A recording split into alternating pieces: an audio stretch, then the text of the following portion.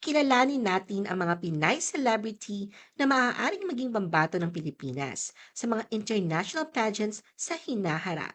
The Philippine Showbiz List presents mga Pinay celebrity na paboritong sumali sa mga beauty pageant sa hinaharap.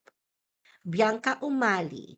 Isa sa may mga pinakamagandang mukha sa showbiz ang kapuso actress at marami ang naniniwala na may beauty queen potential ito at matalino at may presensyang pang-international stage. Sa isang panayam noong 2022, sinabi ni Bianca na hindi pa niya naiisip ang pagsali sa pageants. Isa sa mga dahilan niya noon ay ang kanyang height na 5'4" na ngayon ay hindi na hadlang dahil inalis na ang height requirement.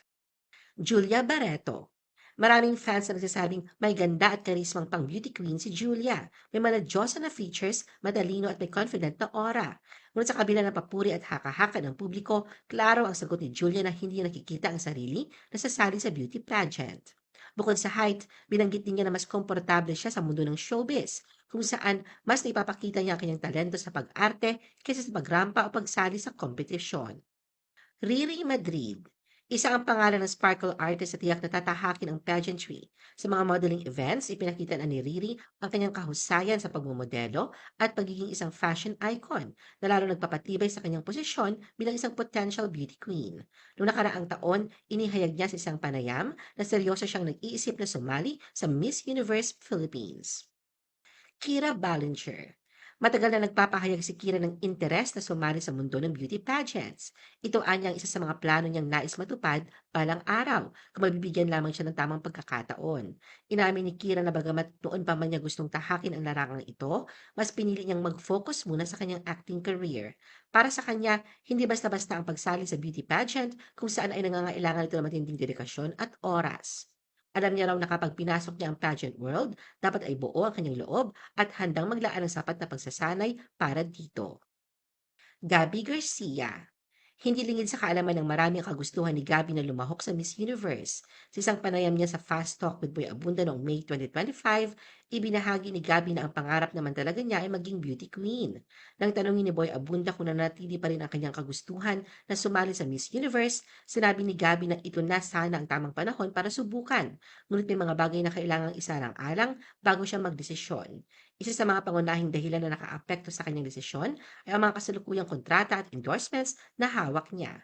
Paliwanag ni Gabby, kung sasabak siya sa pageant, kailangan niyang i-pause o isang tabi muna ang kanyang mga trabaho na posibleng magdulot sa kanya ng pagiging walang trabaho ng 1 o 2 taon.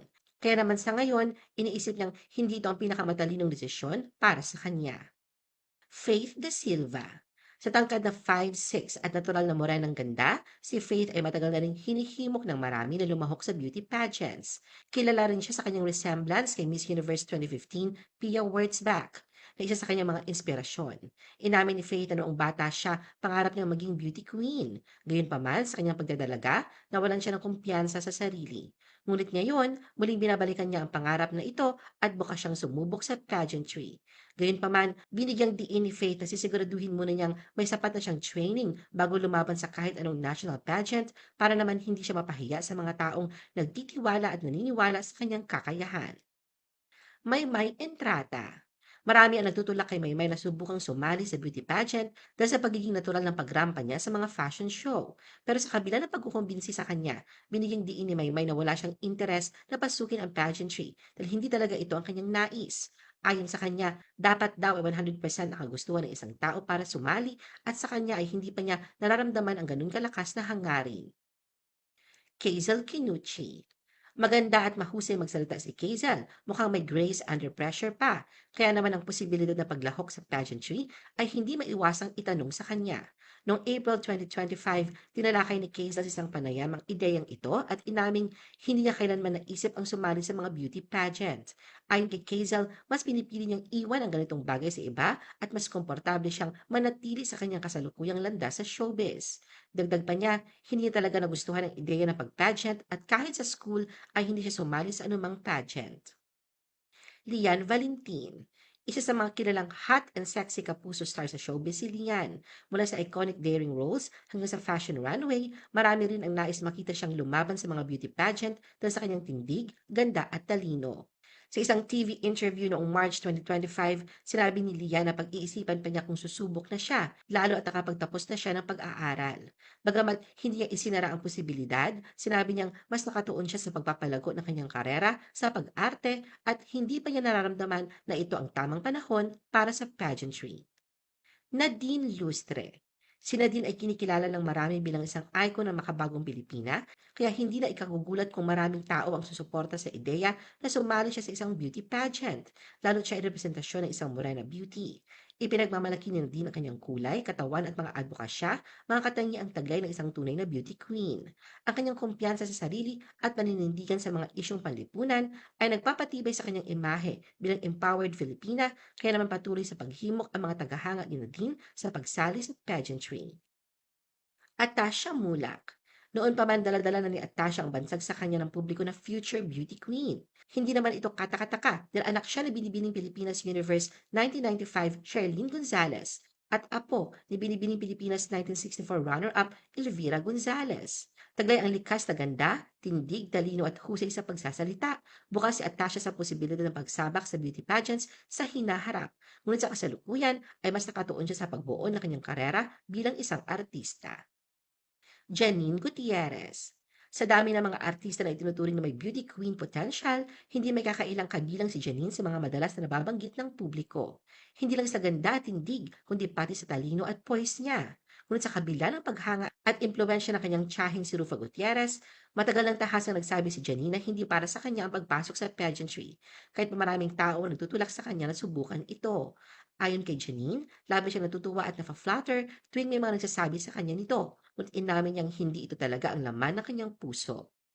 Francine Diaz. Isa si Francine sa female young star ngayon na angat ang ganda, personalidad at talino na siyang dahilan kung bakit may humikayat sa kanya na tahakin ang beauty pageants at sa kanyang pananaw tungkol sa posibilidad na sumali rito sa hinaharap. Sinabi ni Francine na madalas siyang makatanggap ng suhestyon mula sa iba na subukan ang pageantry at natuwa siya na may mga taong naniniwala na kaya niyang sumali. Ngunit malinaw niyang inilahad na hindi niya nararamdaman na ito ang tamang landas para sa kanya. Max Collins. Kahit isa ng mami, taglay pa din ni Max ang napakagandang postura, lalo na sa mga fashion runways. Kaya naman itatanong sa kanya ang posibilidad na sumali sa beauty pageants. Pero sinabi ni Max na hindi nakikita ang sarili niya na papasok sa mundo ng pagiging beauty queen. Ipinaliwanag niya na matapos ang maraming taon sa industriya ng showbiz, hindi nakikita ang pageantry bilang kanyang tatahaking landas dahil mas nais niya ipagpatuloy ang kanyang karera bilang isang aktres.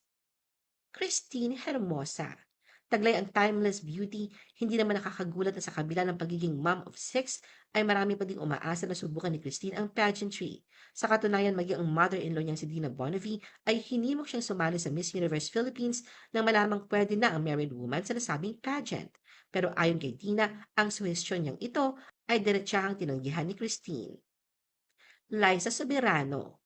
Matagal nang itinuturing si Liza bilang isa sa mga nangungunang kandidato ng mga beauty queen at eksperto sa pageant bilang isang celebrity na may potensyal na maging beauty queen. Bagamat marami ang naniniwala na siya ay pageant ready dahil sa kanyang ganda, karisma at suportang natatanggap mula sa mga beauty queens, paulit-ulit na sinasabi ni Liza na wala siyang plano na sumali sa Miss Universe o kahit sa anumang beauty pageant at naninindigan na hindi para sa kanya ang larangang ito. Ara San Agustin. Marami ang nagtatanong sa kapuso actress na si Ara kung may balak ba siyang mag-join sa mga beauty pageant. Base ito sa mga pinopost sa Instagram, lalo na kanyang mga swimsuit at bikini photos, pasadong-pasado siyang maging beauty queen. Sa isang panayam, sinagot ito ni Ara at sinabing hindi raw niya kaya ang pressure ng pagsali sa mga pageant tulad ng Binibining Pilipinas at Miss Universe Philippines. Charlie Fleming. Ang 16-year-old Filipino-British actress at third big placer ng Pinoy Big Brother Celebrity Collab Edition na si Charlie Fleming ay bukas ang posibilidad sa pagsali sa beauty pageants. Sa kamakailang panayam, sinabi ni Charlie na isa lamang ang pagiging artista sa maraming pangarap niya na natupad. Balang araw, gusto rin daw niyang sumali sa mga beauty pageant at magkaroon ng beauty title. Ano ang masasabi mo sa video na ito? Mag-like o mag-react at huwag mahiyang mag-comment. For our YouTube viewers, huwag kalimutan mag-subscribe at i-hit ang notification button. At para sa aming Facebook viewers, mag-like at follow sa aming Facebook page para updated ka sa mga showbiz chika. Thanks for watching!